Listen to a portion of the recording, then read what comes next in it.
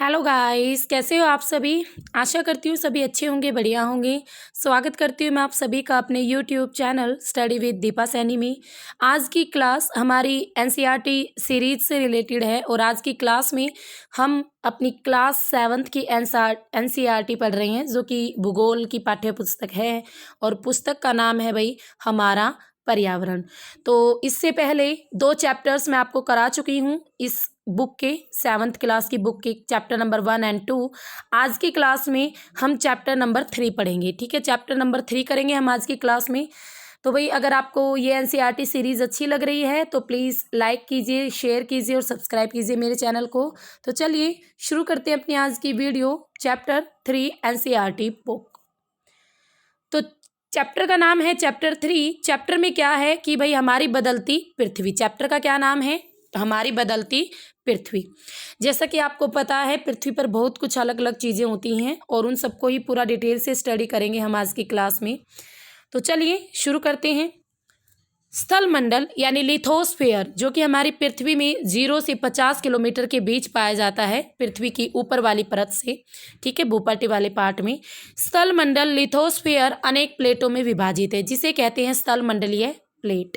आपको यह जानकर आश्चर्य होगा कि ये प्लेट हमेशा धीमी गति से चारों तरफ घूमती रहती है। धीमी गति से चारों तरफ घूमती रहती हैं, प्रत्येक वर्ष केवल कुछ मिलीमीटर के लगभग। ठीक है, तो जो स्थल मंडल है अनेक प्लेटों में बटा हुआ है, इसे स्थल मंडलीय प्लेट कहते हैं। और ये प्लेटें हमेशा धीमी गति से चारों तरफ आगे पीछे ऊपर नीचे घूमती रहती हैं, कुछ मिलीलीटर के लगभग। पृथ्वी के अंदर जो मेल्ट हुआ मैग्मा है, मैग्मा में होने वाली गति के कारण ऐसा होता है। पृथ्वी के अंदर जो मैग्मा है एक वृत्तीय रूप में घूमता रहता है, जैसे कि आगे दिखाया गया होगा पिक्चर में, मैं आपको दिखा दूंगी। ठीक है, तो एक मैग्मा वो पृथ्वी के अंदर सर्कल रूप में राउंड करता रहता है। प्लेट की इन्हीं गति को ये जो प्लेट की मूवमेंट है ना, इन्हीं गतियों के कारण पृथ्वी की सतह पर चेंजेस होते हैं। पृथ्वी की गति को उन बलों के आधार पर विभाजित यानी आपस में बांटा जाता है, डिवाइड किया जाता है, जिनके कारण ये मूवमेंट पैदा होती हैं। जो बल पृथ्वी के आंतरिक भाग में घटित होते हैं, तो देखो ये मोस्ट इंपॉर्टेंट है, एग्जाम में भी आती है ये चीज़। जो बल पृथ्वी के आंतरिक भाग में घटित होते हैं उन्हें कहते हैं अंतर्जनित बल या एंडोजेनेटिक फोर्सेस कहते हैं, आई थिंक अंतर्जनित बल पृथ्वी की गतियों के आंतरिक गति में। तो ये एग्जाम में क्वेश्चन इसी तरीके से आता है कि पृथ्वी के आंतरिक भाग में कौन सा बल पैदा होता है। एक ऑप्शन में ये अंतर्जनित बल भी होता है, पर बच्चे आपको एक ऑप्शन में भूकंप दे देता है तो बच्चे भूकंप की तरफ जाते हैं। तो एंडोजेनिक फोर्स अंतर्जनित जो बल है पृथ्वी के आंतरिक भाग में पैदा होता है। और जो बल पृथ्वी की सतह पर यानी पृथ्वी के बाहरी भाग में, पृथ्वी का जो सरफेस है वहां पर पैदा होते हैं, उन्हें कहते हैं बहिर्जनिक बल यानी एक्सोजेनिक फोर्सेस। समझ गए ना। तो अंतर्जनित बल कौन से होते हैं और बहिर्जनिक कौन से होते हैं। अंतर्जनित बल कभी आकस्मिक गति उत्पन्न करते हैं तो कभी धीमी गति। भूकंप और ज्वालामुखी आपकी आकस्मिक गति के कारण पृथ्वी की सतह पर अत्यधिक हानि होती है। ठीक है, तो जो अंतर्जनिक बल है इसको आगे 2 पार्ट में डिवाइड करते हैं, आकस्मिक बल और पटल विरूपणी बल। और आकस्मिक बल में आते हैं आपके भूकंप, ज्वालामुखी, भूसंकलन जैसी क्रिया। पटल विरूपणी बल में आ जाती है पर्वत निर्माणकारी बल। तो ठीक है, पर्वत से रिलेटेड बल। तो इस डायग्राम को आप एक बार देख लो, ये डायग्राम इंपॉर्टेंट है। तो यहाँ पर बहिर्जनिक बल यानी अभी हम आगे पढ़ेंगे बहिर्जनिक बल के बारे में, जो कि एक्सोजेनिक फोर्सेस थे आपके। ठीक है, बहिर्जनिक बल जो पृथ्वी की सतह पर पैदा होती हैं। तो इसमें आपका अपर्दन और निक्षेपण आता है।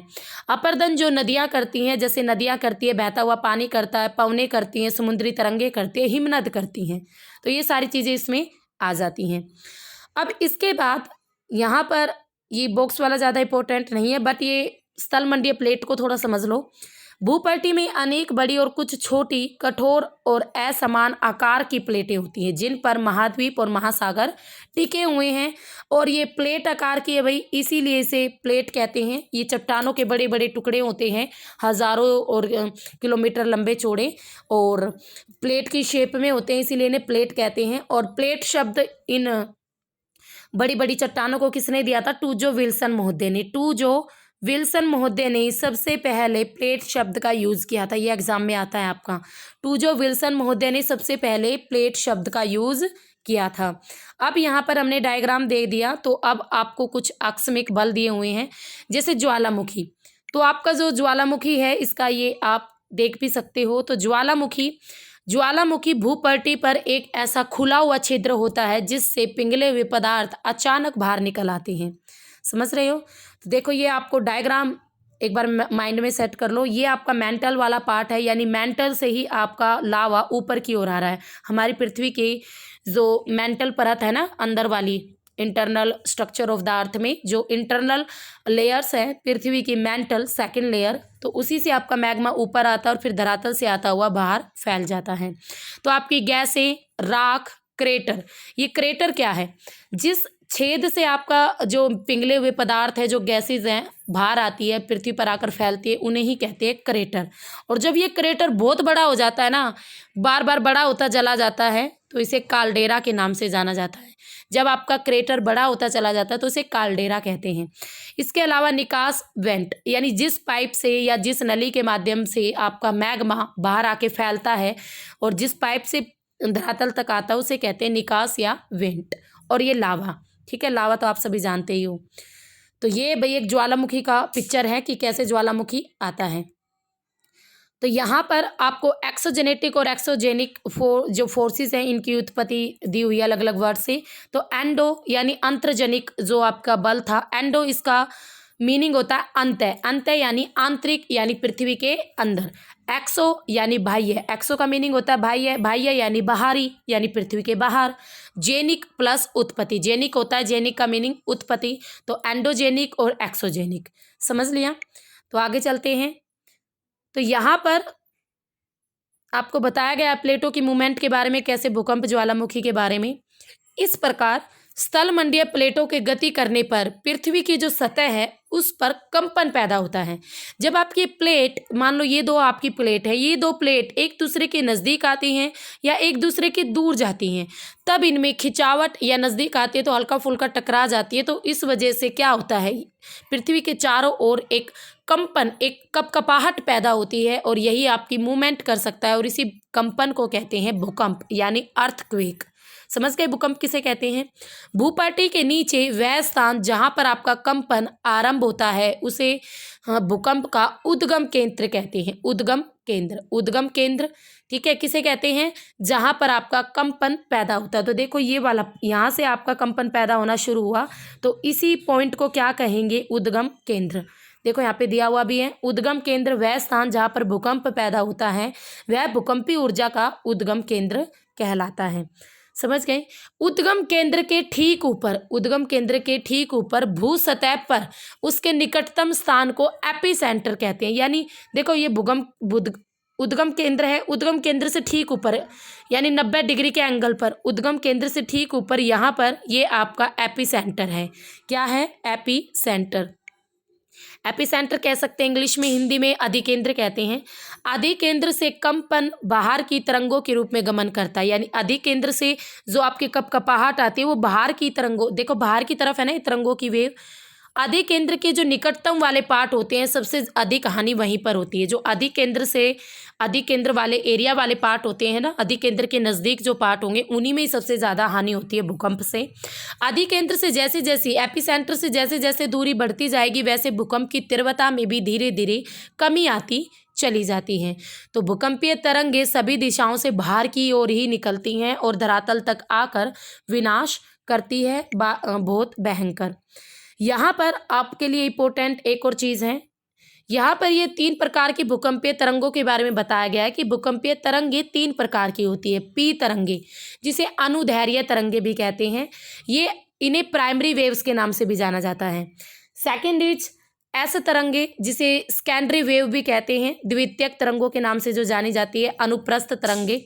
थर्ड इज एल तरंगे, पृष्ठीय तरंगे इन्हें कहते हैं। एल सरफेस तरंगों के नाम से भी जानी जाती है, धरातलीय तरंगे। और विनाशकारी तरंगों के नाम से भी जानी जाती हैं। हमारे धरातल पर भूकंप से जो नुकसान होता है वो सारा का सारा नुकसान हमें एल तरंगों के माध्यम से होता है। पी और एस तरंगों से तो हमें ये पता चलता है कि हमारी पृथ्वी के आंतरिक भाग में, यानी मैंटल में, कोर में पृथ्वी किस अवस्था में है। ठीक है, तो इन सभी तरंगों की अपनी अलग अलग विशेषताएं हैं, करैक्टरिस्टिक्स हैं, तो उसके आधार पर ही हमें पता लगता है कि कैसे क्या होता है। तो आगे चलते हैं। तो यहाँ पर जो भूकंप है, यद्यपि भूकंप की भविष्यवाणी संभव नहीं है, लेकिन यदि हम पहले से ही तैयारी करें तो इसके प्रभाव को हम थोड़ा सा कम जरूर कर सकते हैं। लोकल लोग कुछ सामान्य तरीकों से भूकंप की संभावना का अनुमान लगाते हैं, जैसे जानवरों के व्यवहार का अध्ययन। जानवरों में अजीब सी हलचल हो जाती है, तालाबों में मछलियाँ जो होती हैं उनमें उत्तेजना आ जाती हैं, सांपों का धरातल पर आना। तो इस तरीके के जो कुछ एग्जाम्पल है ये आपके भूकंप आने के ही संकेत देते हैं। तो देखो यहाँ पे कुछ दिया हुआ भी है जो बताया हुआ है कि किस एरिया में कैसे भूकंप आया था। तो यहाँ पर भूकंप भुज में यानी जो गुजरात था, गुजरात के भुज में भूकंप के झटके। तो 26 जनवरी 2001 को भुज शहर में रिक्टर स्केल यानी 6.9 की तीव्रता वाला भीषण भूकंप आया था। बहुत तेज, 1 लाख से अधिक लोग यहाँ पर मर गए थे और स्कूल भी अधिक प्रभावित हुए थे भाई इस एरिया में। स्कूल की इमारतें गिरने से 971 छात्र और 31 आपके जो टीचर्स हैं उनकी भी मौत हो गई थी। और ज़्यादा कुछ निराशाजनक था माहौल, मतलब टाइम पर फैसिलिटीज़ नहीं मिली थी जो मिलनी चाहिए थी, जैसे दवाएं, भोजन, डॉक्टर्स वगैरह की। तो इस वजह से ज़्यादा हालात ख़राब हो गई। फिर भुज की तबाही, फोन लाइन और जल पाइप लाइनें और विद्युत स्टेशन और संचार लाइनें सभी अवरोधित हो गए थे, यानी भुज में बहुत ज़्यादा नुकसान हो गया था। लोग तो मरे ही और नुकसान भी हद से ज़्यादा हुआ। शहर में आग वगैरह भी लग गई थी। और भूकंप प्रभावित क्षेत्र में आपातकाल, राष्ट्रपति ने आपातकालीन स्थिति की घोषणा कर दी थी भूकंप प्रभावित एरिया में। मुख्यमंत्री की केंद्र से अपील थी। गुजरात सरकार ने इस संकट का सामना करने के लिए वित्तीय सहायता भी मांगी थी। तो ये बहुत भयंकर भूकंप माना गया था जो गुजरात के भुज में आया था 26 जनवरी 2001 को। तो आपको ये क्वेश्चन एग्जाम में आता है कि गुजरात के भुज में कब भूकंप आया था जिसमें 1 लाख से ज़्यादा लोग मरे थे। तो 26 जनवरी 2001 को। और रिक्टर स्केल भी आप याद रखोगे कि 6.9 रिक्टर स्केल में। ठीक है, तो आगे चलते हैं। तो यहाँ पर ये कुछ भूकंप का दिया हुआ है कि भूकंप को किस तरीके से मापते हैं। तो भूकंप का मापन एक यंत्र के द्वारा किया जाता है जिसे कहते हैं भूकंप लेखी। और भूकंप की तीव्रता रिक्टर स्केल पे मापी जाती है। ठीक है, रिक्टर स्केल पर मापी जाती है। जिस भूकंप की तीव्रता 2.0 और उससे कम होती है उसका प्रभाव ना के बराबर होता है। यानी 2.0 तो हल्का फुल्का, जैसे आपका हिलते रहते हैं ना कपड़े वगैरह, या हल्की फुल्की, हमें पता भी नहीं चलता कि भूकंप आया है। तो जिस भूकंप की तीव्रता आपकी 5.0 होती है उसमें वस्तुओं के गिरने से क्षति पहुंचा सकता है, यानी इतना होता है कि वस्तुओं के गिरने से क्षति पहुंच सकती हैं।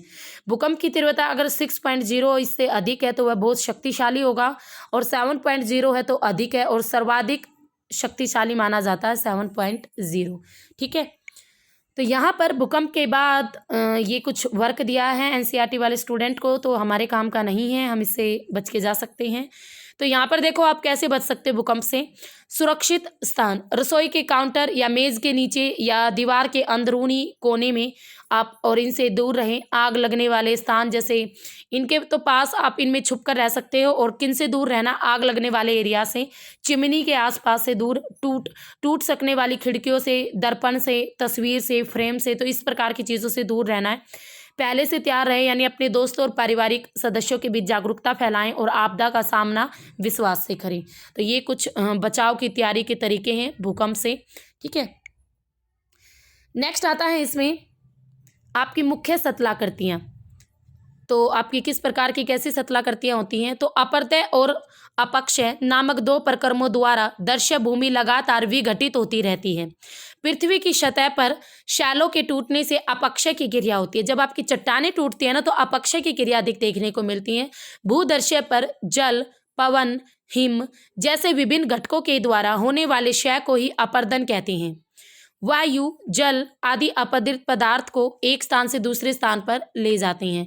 तो जो वायु है, जल है, ये इस प्रकार के जो अपरदित पदार्थ होते हैं वो आपके एक स्थान से दूसरे स्थान पर सेडिमेंट को ले जाते हैं और वहाँ पर ले जाकर जो अवसाद है उनको जमा कर देते हैं। और ये जमा करने की प्रक्रिया ही निक्षेपण कहलाती है, डिपोजिशन कहलाती है। अपरदन और निक्षेपण के ये प्रक्रम पृथ्वी की धरातल पर विभिन्न सतलाकृतियों का निर्माण करते हैं, यानी विभिन्न फीचर्स का निर्माण करते हैं।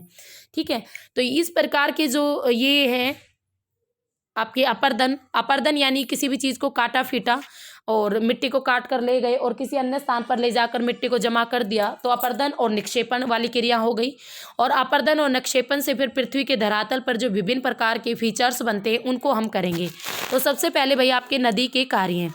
नदी के जल से दृश्य भूमि का अपर्दन होता है। जब नदी किसी खड़े ढाल वाले स्थान से अत्यधिक कठोर शैल या कठोर प्रकार की आपकी कोई चट्टान है या खड़े ढाल वाली घाटी में गिरती है, तो वो आपका जल प्रपात कहलाता है, वाटरफॉल। तो यहाँ पर वाटरफॉल का एग्जाम्पल भी दिया हुआ है। देखो ये ऊपर वाली कठोर चट्टान है, नीचे वाली कोमल चट्टान है, तो ऊपर से पानी कठोर चट्टान से नीचे की ओर गिर रहा है, तो इसे ही कहते हैं वाटरफॉल यानी जल प्रपात। समझ गए। नेक्स्ट है फीचर्स। रिवर्स के द्वारा कौन कौन से फीचर्स हैं, तो यहाँ पर आपको मैप भी दिया गया है, तो थोड़ा छोटा कर लेती हूँ मैं ताकि मैप भी आपको थोड़ा सा दिख जाए। तो भाई जब नदी आपके मैदानी एरिया में प्रवेश करती है, यानी पर्वतों पर से बह के प्रवेश करके मैदान प्लेन एरिया में आती है, तो वो मोड़दार मार्ग में बहने लगती हैं। और इन मोड़ों को ही क्या कहते हैं, विसर्प कहते हैं। जैसे ये देखो ये मोड़दार है ना, ऐसे इस प्रकार की मोड़ को क्या कहते हैं, विसर्प कहते हैं। विसर्प यानी मियांडर्स। इसके बाद जो विसर्प के किनारे हैं, यानी ये वाला किनारा, विसर्प के किनारों का अपर्दन और निक्षेपण शुरू हो जाता है और विसर्प लूप के निकट आते रहते हैं। समय के साथ ये जो विसर्प है लूप नदी से कट जाते हैं, यानी नदी से कट जाते हैं। इस प्रकार से देखो ये कटा हुआ है, नदी से कट जाते हैं और अलग पड़ जाते हैं, ठीक है। और जिसे हम कहते हैं चाप झील। चाप झील या गोखुर झील भी इसे ही कहते हैं भाई। गाय के खुर जैसी आकृति होने के कारण इसे गोखुर झील के नाम से भी जाना जाता है। कभी कभी नदी अपनी तटों से बाहर बहने लगती है, फलस्वरूप निकटवर्ती क्षेत्रों में आपकी फ्लड आ जाती है, बाढ़ आ जाती है। बाढ़ के कारण नदी के तटों के निकटवर्ती क्षेत्रों में महीन मिट्टी और अन्य पदार्थों का भी निक्षेपण करती हैं। ऐसी मिट्टी और पदार्थों को अवसाद कहते हैं, यानी सेडिमेंट कहते हैं। और इससे आपका जो समतल उपजाऊ बाढ़कृत मैदान का निर्माण होता है। नदी के उत्थित तटों को तटबंध कहते हैं। जो नदी के ऊपर उठे हुए जो तट किनारे होते हैं उन्हें तटबंध कहते हैं। समुद्र तक पहुँचते पहुँचते नदी का प्रवाह बिल्कुल धीमा हो जाएगा और नदी अनेक धाराओं में बट जाती हैं, ठीक है। जब जैसे ही रिवर समुद्र में पहुँचती है तो अनेक धाराओं में बट जाती है। अनेक धाराओं में नदी बढ़ जाती है क्योंकि उसमें गाद मिट्टी की संख्या अधिक होती है। देखो ये नदी बह के आ रही थी, तो ये समुद्र है आपका। तो इस प्रकार नदी में पानी की संख्या कम हो जाती है और नदी अपने नालियों के रूप में नदी का पानी बहता है, जिनको वितरिका कहते हैं। और नदी इतनी धीमी हो जाती है कि वो अपने साथ लाए गए मलबे को वहीं पर जमा करने लग जाएगी। और उस मलबे के बीच में, ये बीच में आपका मलबा है, यहाँ पे ये वाइट वाइट दिख रहा है ना, ये मलबा है। और इस मलबे के बीच में नालियों के रूप में नदी का पानी बहता है और इसी को ही क्या कहते हैं, डेल्टा। क्या कहते हैं, इस शेप को क्या कहा जाता है, डेल्टा। तो डेल्टा आपका इस प्रकार से बनता है और रिवर की लास्ट स्टेज होती है डेल्टा, ठीक है भाई। तो ये था आपका रिवर्स की। अब आता है हमारे नेक्स्ट समुद्री तरंग के कार्य की।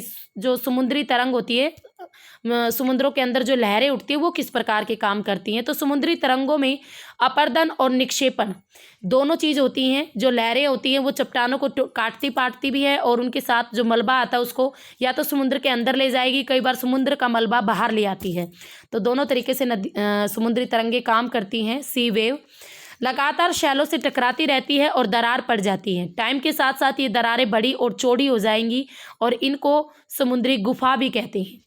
और इन गुफाओं की जब ये गुफाएं बड़ी हो जाती हैं तो इनमें केवल छत ही बच जाएगी, तो उसे कहेंगे तटीय मेहराब। देखो आर पार हो गई है ना, आपको पीछे वाला भी पानी दिख रहा है, तो ऊपर केवल छत बच गई है, आर पार हो जाती है, तो इसे कहते हैं तटीय मेहराब वाली स्थिति। लगातार अपर्दन छत को भी उड़ा देती है तो केवल आपकी दीवार से बच जाती है और इस दीवार को कहते हैं स्टेक, ठीक है। मान लो देखो ये, मान लो कभी ये आपस में दोनों ज्वाइंट थी, बीच में लगातार अपर्दन के कारण वो बिल्कुल अलग हो गया और एक ठूठ की तरह खड़ा रह गया, जिसे हम कहते हैं स्टेक।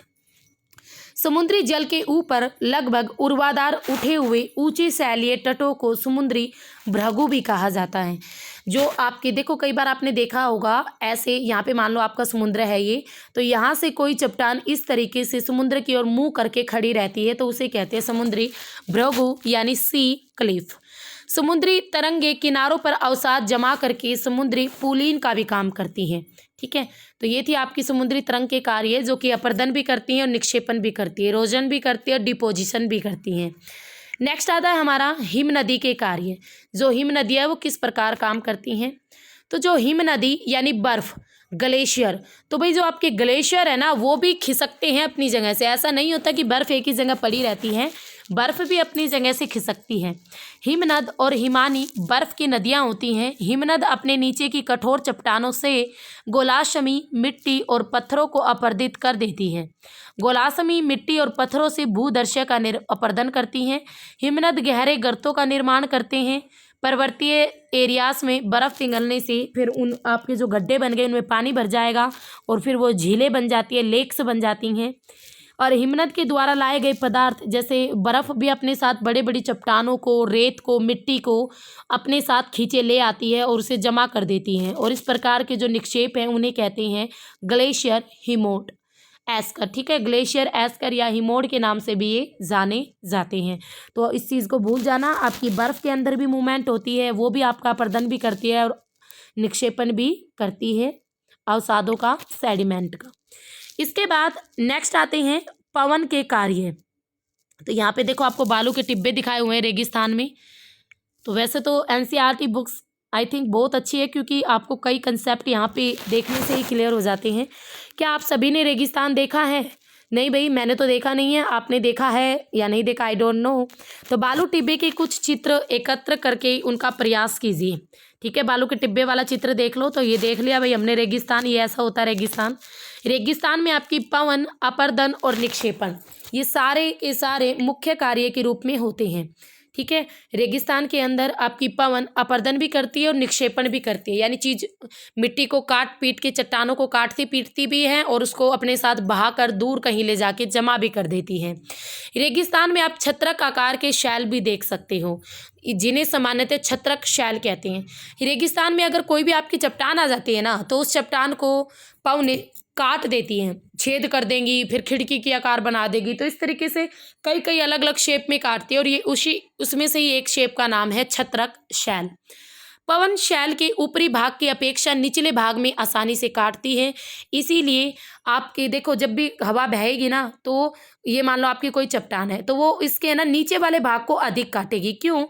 इस तरीके की शेप में काट देगी। क्यों काटेगी भाई? क्योंकि नीचे वाली जो है ना आपकी, इस तरीके से काट देती है क्योंकि पवनों में निचली जो पवन होती है उसमें आपके मोटे मोटे कंकर पत्थर पवन के साथ बहते हैं और यही मोटे मोटे कंकर पत्थर आपके काटने का काम करते हैं। ठीक है, तो आप इसको समझ लेना। अब पवन चलने पर अपने साथ रेत को भी एक स्थान से दूसरे स्थान पर पहुंचाती है। जब पवन का बहाव रुकता है तो रेत गिरकर छोटी पहाड़ी बनाती है, जिसे हम कहते हैं बालू टिब्बा। ठीक है, जब बालू कण महीन और हल्के होते हैं, यानी पतले और हल्के होते हैं, तो वायु उनको उठाकर बहुत दूर तक ले जाती है। और जब ये बालू कण विस्तृत क्षेत्र में जमा हो जाते हैं, निक्षेपित हो जाते हैं, तो इसे लोएस के कहते हैं। और चीन के अंदर, ये एग्जाम में क्वेश्चन आता है, चीन में आपके विशाल लोएस निक्षेप देखने को मिलते हैं, लोएस मिट्टी का। ठीक है, और इस चीन के इस लोएस मैदान में से एक रिवर भी बहती है भाई, हुआंगो नदी, चीन की नदी है ये। और ये जो चीन की नदी का रंग पीला है क्योंकि यहाँ पर ये लोएस मिट्टी इस नदी के पानी में मिल जाती है चाइना के अंदर, और इस नदी का रंग पीला हो जाता है। इसके साथ साथ इसे चाइना का शोक भी कहते हैं। क्यों? क्योंकि हर साल ये अपना मार्ग बदलने के कारण चीन के अंदर बाढ़ भी लाती रहती है। ठीक है, तो आई थिंक आप टॉपिक समझ गए हो, पूरा टॉपिक। तो ये था भाई आपका पवनों के हमने स्टार्टिंग से पढ़ा था, हमारी बदलती पृथ्वी, प्लेटों के बारे में पढ़ा, भूकंप के बारे में, ज्वालामुखी के बारे में पढ़ा, और इसके साथ साथ हमने भूकंप के झटके देखे थोड़े से। ठीक है, और फिर कुछ हमने फीचर्स के नदी यानी रिवर द्वारा, आपकी सी वेव्स के द्वारा कौन कौन से काम होते हैं, ग्लेशियर्स क्या क्या करते हैं और विंड्स क्या क्या करती हैं। ठीक है, तो अब ये कुछ क्वेश्चन हैं, इन क्वेश्चंस को भी देख लेते हैं। तो इसमें से सबसे पहला क्वेश्चन है, निम्न में से कौन सी समुद्री तरंग की विशेषता नहीं है? शैल, किनारा, समुद्री गुफा। तो अभी अभी आपने पढ़ा है कि जो तरंगे हैं वो समुद्री गुफा का निर्माण करती हैं और किनारा तो इनकी मंजिल होती है। तो शैल यानी चट्टान समुद्री तरंग की विशेषता नहीं है, करैक्टरिस्टिक्स नहीं है सी वेव की। नेक्स्ट आता है क्वेश्चन, हिमनद की निक्षेपण विशेषता है? बाढ़कृत मैदान, पुलिन, हिमोड। तो देखो जो ग्लेशियर्स हैं वो आपके हिमोड बनाते हैं, हमने अभी अभी पढ़ा, और बाढ़कृत मैदानों का भी निर्माण करते हैं, पर पुलिन तो आपकी समुद्री तरंगे बनाती है, ना कि ग्लेशियर यानी हिमनद। ठीक है, तो पुलिन कौन बनाता है? समुद्री तरंगे।